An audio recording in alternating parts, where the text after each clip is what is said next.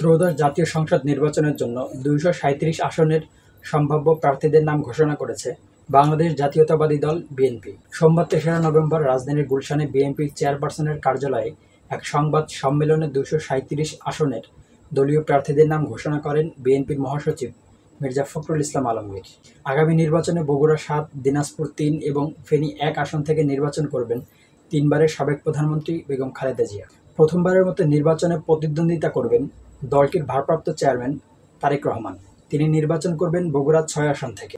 মহাসচিব মির্জা ফখরুল ইসলাম আলমগীর ঠাকুরগাঁ ১ আসনে প্রতিদ্বন্দ্বিতা করবেন। ঢাকা ৮ আসনে মির্জা আব্বাস ইশরাক হোসেন লড়বেন ঢাকা ৬ আসন থেকে। ঢাকা ১৪ আসনে রয়েছে মায়ের ডাকের সানজিদা ইসলাম তুলি, যিনি গুম হওয়া বিএনপি নেতা সাজেদুল ইসলাম সুমনের বোন।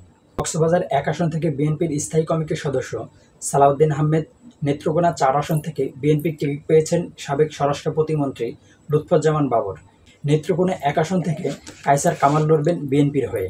প্রয়াত বিএনপি নেতা সালাউদ্দিন কাদের চৌধুরীর ছেলে হুম্মাম কাদের চৌধুরী লড়বেন চট্টগ্রাম ৭ আসন থেকে। বিএনপির চেয়ারপারসনের সাবেক উপদেষ্টা ফজলুর রহমান সকল সমালোচনাকে পিছনে ফেলে কিশোরগঞ্জ ৪ আসনে বিএনপির টিকিট পেয়েছেন। বিএনপি জানায়, এই তালিকা যে কোনো প্রয়োজনে দলের সিদ্ধান্ত অনুযায়ী পরিবর্তন হতে পারে। মহাসচিব মির্জা ফখরুল ইসলাম আলমগীর বলেন, বাকি ৬৩ আসনের কিছু আসনে প্রার্থী বাছাইয়ের জটিলতা রয়েছে এবং বাকি আসনগুলো সমমনাদের জন্য ছাড়তে হতে পারে।